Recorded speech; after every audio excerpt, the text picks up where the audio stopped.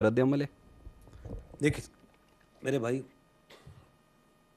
पहली बात तो ये है कि 9 मई सिर्फ अफवाज पाकिस्तान का मुकदमा नहीं है, ये पूरे पाकिस्तान के अवाम का मुकदमा है।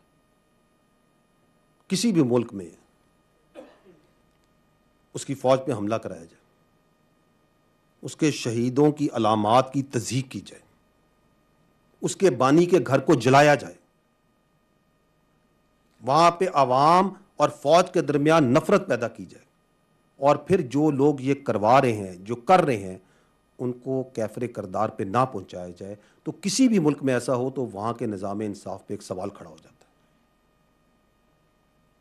हम समझते हैं और इस बात पे यकीन रखते हैं कि अगर पाकिस्तान के निज़ाम इंसाफ पे यकीन कायम रखना है और जज़ा और सज़ा का निज़ाम जिस पे अल्लाह ताला की ये कायनात और ये कुदरत और ये निज़ाम चलता है, अगर उस पर यकीन रखना है तो 9 मई के जो मुल्ज़िमान हैं, उसको करने वाले और उसको करवाने वाले, आइन और कानून के मुताबिक उन्हें सज़ा देनी पड़ेगी।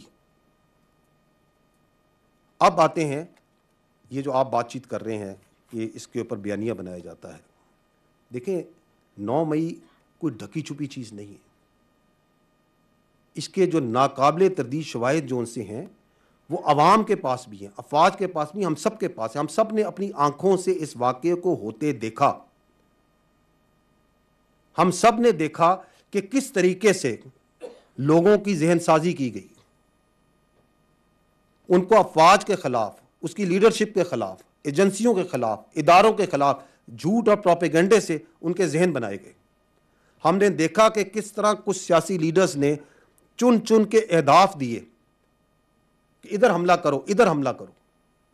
हमने देखा कि चंद घंटों में पूरे मुल्क में मुख्तलिफ जगहों पे सिर्फ फौजी तनसीबात पर हमले कराए गए, और इन वाकयात को